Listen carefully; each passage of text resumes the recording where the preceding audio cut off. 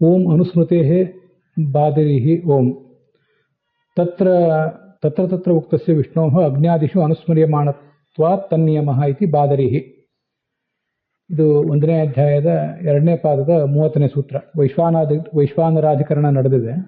ಅಲ್ಲಿ ಕಳೆದ 29ನೇ ಸೂತ್ರದಲ್ಲಿ ಅಭಿವ್ಯಕ್ತಿಯರಿತ್ಯಾಶ್ಮರಥ್ಯ ಅಂತಿತ್ತಲ್ಲ, ಅಲ್ಲಿ ಪದ್ಮನಾಭ ತೀರ್ಥರ ಸತ್ತರ್ಕ ದೀಪಾವಳಿಯಲ್ಲಿ ವಿಶ್ವೇ ದೇವ ಅನವಸ್ಥನ್ ಅಭಿಯಾನಃ ತ್ವಮಗ್ನೇ ತ್ವಮಸಿ ತಸ್ಥಿಮಾಂಸಂ ನಕಿರಿಂದ್ರ ತ್ವದುತ್ತರೋ ನ ಜಾಯಾನ್ ಅಸ್ತಿ ಪುತ್ರಹನ್ ಇತ್ಯಾದಿ ವಿಷ್ಣುಲಿಂಗಾದೇವ ಅಂತಿದೆ. ಅಲ್ಲಿ ವಿಶ್ವೇ ದೇವ ಅಲ್ಲಿಂದ ಹಿಡಿದು ತಸ್ಥಿವಾಂಸಂ ಅಲ್ಲಿವರೆಗೆ ಒಂದು ಮಂತ್ರ. ಆದರೆ ಆ ಮಂತ್ರ ಎಲ್ಲಿದೆ ಅಂತ ನನಗಿನ್ನೂ ಸಿಕ್ಕಿಲ್ಲ. ವೇದಜ್ಞರಾದ ವಿದ್ವಾಂಸರನ್ನು ನಾನು ನೋಡ್ಲಿಕ್ಕೆ ಹೇಳಿದ್ದೇನೆ. ಸಿಕ್ಕರೆ ಅದರೊಂದು ಏನಾದರೂ ಎಲ್ಲಿ ಬಂದಿದೆ ಮತ್ತು ಅದರ ಅರ್ಥ ಏನು ಅಂತ ಹೇಳ್ತೇನೆ. ನಕಿರೀಂದ್ರ ತ್ವದುತ್ತರೋ ನ ಜಾಯಾನ್ ಅಸ್ತಿ ಪುತ್ರಹನ್, ಇದು ನಮಗೆ ಋಗ್ವೇದದ 3ನೇ ಅಷ್ಟಕ 6ನೇ ಅಧ್ಯಾಯ 19ನೇ ವರ್ಗದಲ್ಲಿ ಕಂಡು ಬರ್ತದೆ. ಅದನ್ನು ನಿಮ್ಮ ಪುಸ್ತಕದಲ್ಲಿ ನೀವು ಗುರ್ತು ಮಾಡ್ಕೊಳ್ಬೇಕು. ಪುತ್ರಹನ್ ಇಂದ್ರ, ಅಜ್ಞಾನ ನಾಶ ಮಾಡುವ ಭಗವಂತನೇ.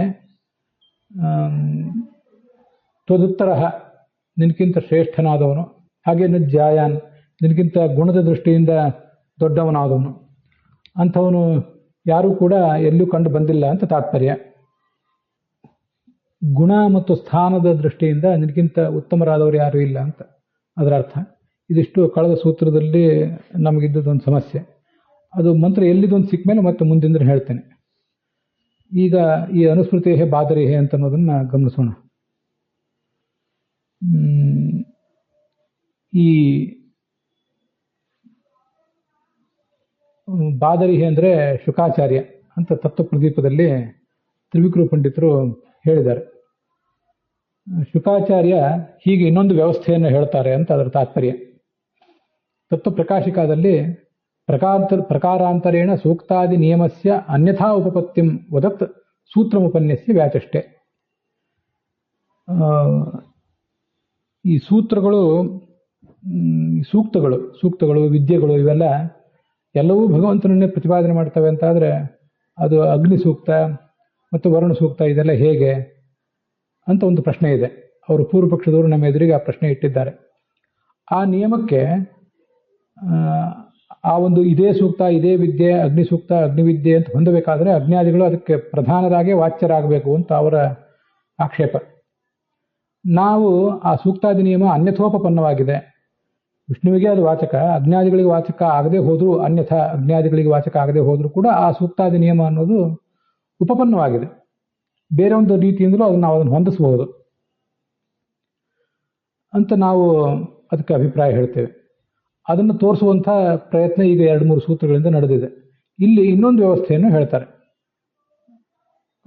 ಮತ್ತೊಂದು ನಿಯಮ, ಇನ್ನೊಂದು ವ್ಯವಸ್ಥೆ, ಹೇಗೆ ಆ ಸೂಕ್ತಗಳು ವಿದ್ಯೆಗಳು ಅಂತ ಅನ್ನೋದನ್ನು ವ್ಯವಸ್ಥೆ ಮಾಡಬೇಕು ಅಂತ. ಅನುಸ್ಮೃತೇ ಅಂತ ವಿಷ್ಣೋರೇವ ಅಗ್ನ್ಯಾದಿ ವಿದ್ಯಾ ಪ್ರತಿಪಾದ್ಯತ್ವೇಪಿ, ವಸ್ತುತಃ ವಿಷ್ಣುವೇ ಅಗ್ನ್ಯಾದಿ ವಿದ್ಯೆಗಳಿಂದ ಪ್ರತಿಪಾದಿತ. ಹಾಗಾದರೂ ಕೂಡ ತಸ್ಯ ತತ್ತತ್ ಸೂಕ್ತಾದ್ಯುಪಾಸಕೈ ಅಗ್ನ್ಯಾದಿಷ್ವೇವ ಪ್ರತಿಪತ್ತವ್ಯತ್ವ ಅಭಿಪ್ರಾಯೇಣ. ಅದೇ ವಿಷ್ಣು ಹೇಗೆ ನಮಗೆ ಪ್ರತಿಪಾದ್ಯ ಅಂದರೆ, ಆ ಸೂಕ್ತವನ್ನು ಉಪಾಸನೆ ಮಾಡುವವರು ಯಾರಿದ್ದಾರಲ್ಲ, ಸೂಕ್ತದ ಮೂಲಕ ಸೂಕ್ತವನ್ನು ಅಧ್ಯಯನ ಮಾಡಿ ಭಗವಂತನನ್ನು ಉಪಾಸನೆ ಮಾಡುವವರು ಯಾರಿದ್ದಾರಲ್ಲ, ಆ ಉಪಾಸಕರಿಂದ ವಿಷ್ಣು ಹೇಗೆ ಪ್ರತಿಪಾದ್ಯನಾಗಬೇಕು, ವಿಷ್ಣುವನ್ನು ಅವ್ರು ಹೇಗೆ ಪಡ್ಕೋಬೇಕು ಅಂತ ಪ್ರಶ್ನೆ ಬಂದರೆ ಅದಕ್ಕೆ ಅಭಿಪ್ರಾಯ ಹೇಳ್ತಾರೆ. ಅಗ್ನ್ಯಾದಿಷ್ವೇವ ಪ್ರತಿಪತ್ತವ್ಯತ್ವಾತ್, ಅಗ್ನಿಯಲ್ಲೇ ಅವನನ್ನು ನಾವು ಪ್ರತಿಪಾದನೆ ಹೊಂದಬೇಕು, ತಿಳ್ಕೋಬೇಕು. ಅಗ್ನಿ ಉಪಾಸಕರಾದವರು, ಅಗ್ನಿ ಸೂಕ್ತದಿಂದ ಉಪಾಸನೆ ಮಾಡುವವರು ಅಗ್ನಿಯಲ್ಲೇ ಆತನನ್ನು ಸ್ಮರಿಸಬೇಕು. ವರುಣ ಸೂಕ್ತದಿಂದ ಆತನನ್ನು ಉಪಾಸನೆ ಮಾಡುವವರು ವರುಣನಲ್ಲೇ ಆತನನ್ನು ತಿಳ್ಕೋಬೇಕು. ಇತಿ ಅಭಿಪ್ರಾಯೇಣ, ಹೀಗೊಂದು ಇತಿ ಅಂತ ಅಲ್ಲಿಲ್ಲ, ಈ ಅಭಿಪ್ರಾಯದಿಂದ ಅಗ್ನ್ಯಾದಿ ಸೂಕ್ತಾದಿ ನಿಯಮ ಉಪಪತ್ತೇ. ಆದ್ದರಿಂದ ಅಗ್ನಿ ಸೂಕ್ತ, ಅಗ್ನಿವಿದ್ಯೆ ಇತ್ಯಾದಿ ನಿಯಮಗಳ ಹೊಂದಾಣಿಕೆ ನಡೀತದೆ. ಅದರಿಂದ ಏನು ತೊಂದರೆ ಇಲ್ಲ. ನ ತದನ್ಯಥಾನುಪಪತ್ಯ ಅನ್ಯೇಷಾಂ ವಾಚ್ಯತ್ವಂ ವಾಚ್ಯಂ. ತದನ್ಯಥಾನುಪತ್ಯ, ಅಗ್ನಿವಿದ್ಯೆ ಮತ್ತು ಅಗ್ನಿ ಸೂಕ್ತ ಇನ್ನದನ್ನು ಬೇರೆ ರೀತಿಯಿಂದ ಹೊಂದಿಸ್ಲಿಕ್ಕೆ ಬರೋದಿಲ್ಲ. ಆದ್ದರಿಂದ ಅಗ್ನಿಗೂ ವಾಚ್ಯತ್ವವನ್ನು ಅನ್ಯೇಷಾಮಪಿ ವಾಚ್ಯತ್ವಂ ಅನ್ಯೇಷಾಂ ಅಗ್ನ್ಯಾದೀನಾಂ ದೇವತಾನಾಂ ಭೂತಾನಾಂಚ ವಾಚ್ಯತ್ವಂ ನ ವಾಚ್ಯಂ ಅದನ್ನು ನಾವು ಹೇಳಬೇಕಾಗಿಲ್ಲ. ಹೀಗೆ ಬಾದರಿ ಆಚಾರ್ಯ ಹೇಳ್ತಾರೆ ಅಂತ. ಬಾದರಿ ಆಚಾರ್ಯ ಅಂದರೆ ಯಾರು ಅಂತ ಬರೆದಿಲ್ಲ ತತ್ವಪ್ರಕಾಶಿಕಾದಲ್ಲಿ. ಆದರೆ ಅದನ್ನು ತತ್ವಪ್ರದೀಪದಲ್ಲಿ ಬಾದರಿ ಅಂದರೆ ಬಾದರಾಯಣಾತ್ಮಜ, ಬಾದರಾಯಣ ಅಂದರೆ ವೇದವ್ಯಾಸರು, ಅವರ ಮಗನಾದ ಶುಕಾಚಾರ್ಯ ಹೀಗೆ ಹೇಳ್ತಾನೆ ಅಂತ ಬರೆದಿದ್ದಾರೆ. ಬದರಿ ವೃಕ್ಷದಿಂದ ಕೂಡಿದದ್ದು ಆ ಬದರಿ ಕ್ಷೇತ್ರ. ಆ ಬದರಿ ಕ್ಷೇತ್ರವೇ ಯಾರಿಗೆ ಆಶ್ರಯವೋ ಅವನು ಬಾದರಾಯಣ. ಅವನ ಆತ್ಮಜ ಈ ಶುಕಾಚಾರ್ಯ ಅಂತ ಅದಕ್ಕೆ ಅರ್ಥ. ತತ್ರ ತತ್ರಾಪಿ ಅಗ್ನ್ಯಾದಿ ಸೂಕ್ತೇಶು ಉಕ್ತಸ್ಯ ವಿಷ್ಣೋಹ. ವೇದದ ಬೇರೆ ಬೇರೆ ಭಾಗಗಳಲ್ಲಿ ಅಜ್ಞಾದಿ ಸೂಕ್ತಗಳೇನಿವೆಯಲ್ಲ ಅಲ್ಲಿ ಪ್ರತಿಪಾದಿತನಾದ ವಿಷ್ಣು ಅಗ್ನ್ಯಾದಿಷು ತತ್ತದಂತರ್ಯಾಮಿತೆಯ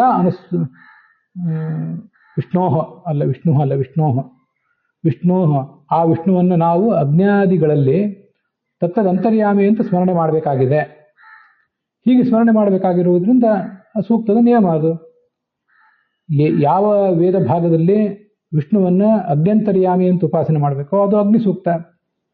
ಯಾವುದರಲ್ಲಿ ವರ್ಣಾಂತರ್ಯಾಮಿ ಭಗವಂತ ಅಂತ ಉಪಾಸನೆ ಮಾಡಬೇಕೋ ಅದು ವರ್ಣ ಸೂಕ್ತ. ಹಾಗೆ ಅಗ್ನಿವಿದ್ಯಾ ವರುಣ ವಿದ್ಯಾ ಇತ್ಯಾದಿಗಳು. ಅದರಿಂದ ಇತಿ ಸೂಕ್ತ ನಿಯಮ ಇತಿ ಬಾದರಿ ಬಾದರಾಯಣಾತ್ಮಜ ಶುಕಃ ಇತ್ಯರ್ಥ. ಶುಕಾಚಾರ್ಯ ಹೀಗೆ ಹೇಳ್ತಾನೆ ಅಂತ ಅದರ ಅಭಿಪ್ರಾಯ. ವಾಕ್ಯಾರ್ಥ ಮುಕ್ತಾವಳಿ ಟಿಪ್ಪಣಿಯಲ್ಲಿ ತತ್ವಪ್ರದೀಪದಲ್ಲಿ ಹೇಳಿದ್ದನ್ನು ತಗೊಂಡಿದ್ದಾರೆ. ಇತಿ ಬಾದರಿ ಬಾದರಾತ್ಮಜ ಅಂತಿದೆ. ಬಾದರಾತ್ಮಜ ಅಂತ ಅವ್ರು ಹೇಳಿದ್ದಾರೆ, ಅಥವಾ ಬಾದರಾಯಣಾತ್ಮಜ ಅಂತ ಆಗಬೇಕಾಗಿತ್ತು ಏನೋ ಅವರ ಅಭಿಪ್ರಾಯ. ಅಂತೂ ಬಾದರಾತ್ಮಜ ಅಂತಿದೆ ಅಂದಾಗಿ ಬಾದರ ಅನ್ನೋ ಶಬ್ದಕ್ಕೆ ಗೋವಿಂದಾಚಾರ್ಯ ಒಂದು ಅರ್ಥ ಹೇಳಿದ್ದಾರೆ ಅವರ ತಾತ್ಪರ್ಯ ನಿರ್ಣಯ ವ್ಯಾಖ್ಯಾನದಲ್ಲಿ. ಬಾದ ಅಂದರೆ ವಾದ, ತತ್ವವಾದ. ಆ ತತ್ವವಾದಲ್ಲಿ ರ ಅಂದರೆ ಆಸಕ್ತರಾದವರು ಬಾದರಿಗಳು. ಅವರೆಲ್ಲರಿಗೂ ಇವನೇ ಆಶ್ರಯ, ಈ ಭಗವಂತ. ತತ್ವವಾದೇ ರಥಾನಾಂ ಸಾಧಕಾನಾಂ ಆಶ್ರಯೋಯಂ ಅತಃ ಬಾದರಾಯಣ. ಬದರಿ ಕ್ಷೇತ್ರದಲ್ಲಿರುವವರು ಅಂತ ಅದೊಂದು ವಿಚಾರ ಬೇರೆ, ಇದು ಇನ್ನೊಂದು ಅರ್ಥ ಅವ್ರು ಹೇಳಿದ್ದಾರೆ. ಅಂತೂ ಆ ಶುಕಾಚಾರ್ಯ ಹೀಗೆ ಹೇಳ್ತಾನೆ ಅಂತ ಅದರ ಅಭಿಪ್ರಾಯ. ಭಾಷ್ಯ ದೀಪಿಕಾದಲ್ಲಿಯೂ ಕೂಡ ಬಾದರಾತ್ಮಜ ಅಂತಲೇ ಶಬ್ದ ಇದೆ. ಆದ್ದರಿಂದ ವೇದವ್ಯಾಸರಿಗೆ ಬಾದರ ಅಂತ ಒಂದು ಶಬ್ದ, ಬಾದರಾಯಣ ಅಂತ ಒಂದು ಶಬ್ದ, ಹೀಗೇನೆ ಎರಡು ಶಬ್ದ ಇದೆ ಅಂತ ಕಾಣಿಸ್ತದೆ. ಅದು ಈ ನಿಷ್ಪತ್ತಿ ಹೀಗೆ ತಿಳ್ಕೋಬೇಕು. ವಾದ ತತ್ವವಾದೇ ಆಸಕ್ತ, ಅದರ ಬೋಧನದಲ್ಲಿ ಆಸಕ್ತನಾದವನು ಈ ವೇದವ್ಯಾಸ. ಹಾಗಾಗಿ ಅವನನ್ನು ಬಾದರಹ ಅಂತ ಹೇಳ್ತಾರೆ. ಅವನ ಮಗನೇ ಬಾದರಿ ಅಂತ ತದ್ದಿತ ಪ್ರತ್ಯಯ ಬಂದು ಆಗಿರೋ ರೂಪ. ಅಲ್ಲಿ ವಾಕ್ಯಾರ್ಥ ಮಂಜರಿ ಟಿಪ್ಪಣಿಯಲ್ಲಿ ಪ್ರತಿಪತ್ತವ್ಯ ಅಂತಂದರೆ ಧ್ಯಾತವ್ಯ ಅಂತ ಅರ್ಥ ಮಾಡಿದ್ದಾರೆ, ಧ್ಯಾನ ಮಾಡುವುದು ಅಂತ. ನೀವು ಮೂಲ ಸೂತ್ರದಲ್ಲಿ ಸ್ಮರಣ ಅಂತಿದೆ, ಅನುಸ್ಮೃತೇ ಬಾದರಿಹೇ ಅಂತ. ಅದರಲ್ಲಿ ಅವನು ಅನುಸ್ಮೃತೇ ಅಂತ ಅನುವಿತ್ಯುಪಸರ್ಗ ಪೂರ್ವಕ ಸ್ಮೃ ಧಾತು ಇದ್ದರೆ ಅದಕ್ಕೆ ಉಳಿದ ಕಡೆ ಜಯತೀರ್ಥರ ತತ್ವಪ್ರಕಾಶಿಕಾದಲ್ಲಿ ಪ್ರತಿಪತ್ತಿ ಅಂತಿದೆ. ಪ್ರತಿಪತ್ತಿ ಅಂದರೆ ತಿಳಿಯುವುದು, ಜ್ಞಾನ ಪಡ್ಕೊಳ್ಳೋದು ಅಂತ ಅರ್ಥ. ಅದನ್ನು ವಾಕ್ಯಾರ್ಥ ಮಂಜರಿ ಟಿಪ್ಪಣಿಯಲ್ಲಿ ಧ್ಯಾತವ್ಯ ಅಂತ ಅರ್ಥ ಹೇಳಿರುವುದು ಕೂಡ ಗಮನಿಸಬೇಕಾದ ವಿಷಯ. ಸ್ಮರಣೋಪಾಸನಂ ಚೈವ ಧ್ಯಾನಾತ್ಮಕ ಮಿತಿ ದ್ವಿಧ ಅಂತ ಬ್ರಹ್ಮಸೂತ್ರ ಭಾಷ್ಯದಲ್ಲಿ ಮುಂದೊಂದು ಕಡೆ ಬರ್ತದೆ. ಉಪಾಸನೆ ಅನ್ನೋದು ಎರಡು ಥರ, ಸ್ಮರಣೋಪಾಸನೆ ಮತ್ತು ಧ್ಯಾನೋಪಾಸನೆ ಅಂತ ಎರಡು ಥರ ಇದೆ. ಅದರಲ್ಲಿ ನೀವು ಇಲ್ಲಿ ಸ್ಮರಣೆ ಅಂತ ಅವ್ರು ಏನು ಹೇಳಿದಾರಲ್ಲ, ಅದನ್ನು ಈ ಥರ ನಮಗೆ ಯಾವುದ್ಯಾವುದು ಸುಖಕರ ಅನ್ನಿಸ್ತದೋ, ನಮ್ಗೆ ಯಾವುದು ಅನುಕೂಲಕರ ಅನ್ನಿಸ್ತದೋ ಆ ಥರದ್ದೆಲ್ಲನೂ ಅರ್ಥ ನಾವು ತಿಳ್ಕೋಬಹುದು ಅಂತ ಅವರು ಅಭಿಪ್ರಾಯಪಟ್ಟಂತೆ ಕಾಣಿಸ್ತದೆ. ಆದ್ದರಿಂದ ಹೀಗೆ ನಾವು ಸ್ಮರಣೆನೂ ಮಾಡಬೇಕು ಯಾವಾಗಲೂ. ನಮ್ಮದು ಬೇರೆ ಏನಾದರೂ ಕೆಲಸ, ಸ್ಮರಣಂ ಸರ್ವದಾ ಯೋಗ್ಯಂ ಧ್ಯಾನೋಪಾಸನ ಮಾಸನೆ ಅಂತ ಅಲ್ಲಿ ಮುಂದೆ ಬ್ರಹ್ಮಸೂತ್ರ ಭಾಷ್ಯದಲ್ಲಿ ಬರೋದು. ಆಸೀನ ಸಂಭವಾತ್ ಅಂತ ಸೂತ್ರ ಮುಂದೆ ಎಲ್ಲೋ 3ನೇ ಅಧ್ಯಾಯದಲ್ಲಿ ಎಲ್ಲೋ. ನೀವು ಸ್ಮರಣೋಪಾಸನೆಯನ್ನು ಯಾವಾಗಲೂ ಮಾಡಬಹುದಂತೆ. ಸ್ಮರಣಂ ಸರ್ವದಾ ಯೋಗ್ಯಂ. ನೀವೇನೋ ನಿಮ್ಮ ಗೃಹ ಕೃತ್ಯ ಮಾಡುವಾಗ, ಮತ್ತೇನೋ ದೈಹಿಕ ಕೆಲಸ ಮಾಡುವಾಗ ಸ್ಮರಣೆ ಮಾಡ್ತಾ ಇರ್ಬೋದು ಭಗವಂತನ ವಿಷಯಗಳನ್ನು. ಆದರೆ ಧ್ಯಾನ ಮಾಡಬೇಕಾದ್ರೆ, ಗಾಯತ್ರಿ ಮೊದಲಾದ ಮಂತ್ರಗಳನ್ನು ಧ್ಯಾನ ಮಾಡಬೇಕಾದ್ರೆ ಒಂದು ಆಸನದಲ್ಲಿ ನಿರ್ದಿಷ್ಟವಾಗಿ ಕೂತ್ಕೊಂಡು, ಆವಾಗ ದೇಹವನ್ನು ಸ್ಥಿರವಾಗಿಟ್ಕೊಂಡು ದೇಹ ಅಲುಗಾಡದಂತೆ ಮಾಡಿ, ಅಂಗನ್ಯಾಸ ಕರನ್ಯಾಸ ಇತ್ಯಾದಿಗಳನ್ನು ಮಾಡಿ ಆ ಥರ ಧ್ಯಾನ ಮಾಡಬೇಕು. ಅಂತ ಹೀಗೆ ಸ್ಮರಣೋಪಾಸನೆ ಅನ್ನೋದು ಯಾವಾಗಲೂ ಸಾಧ್ಯ, ಮತ್ತು ಧ್ಯಾನೋಪಾಸನೆ ಅನ್ನೋದು ಕೆಲವು ನಿರ್ದಿಷ್ಟ ಸಂದರ್ಭಗಳಲ್ಲಿ ಕೂತ್ಕೊಂಡಾಗ ಮಾತ್ರ ಸಾಧ್ಯ ಅಂತ ಇಷ್ಟು ಅಲ್ಲಿ ಬಂದಿದೆ. ಆದ್ದರಿಂದ ಇಲ್ಲಿ ನಾವು ತಿಳ್ಕೊಬಹುದಾದದ್ದು ಭಗವಂತನನ್ನ ಅಜ್ಞಾದಿಗಳಲ್ಲಿ ಯಾವಾಗಲೂ ಸ್ಮರಿಸ್ತಾ ಇರಬೇಕು. ಇದು ಚೆನ್ನಾಗಿದೆ. ನಾವು ಎಲ್ಲಿ ಬೇರೆ ಏನು ಕೆಲಸ ನಡೆದಾಗೆಲ್ಲ ಅಗ್ನಿ ಕಂಡ್ರೆ, ನೀರು ಕಂಡ್ರೆ, ಪೃಥ್ವಿ ಕಂಡ್ರೆ, ಆಕಾಶ ಕಂಡ್ರೆ ಅಲ್ಲೆಲ್ಲ ಭಗವಂತನನ್ನ ಸ್ಮರಿಸ್ತಾ ಇರಬೇಕು.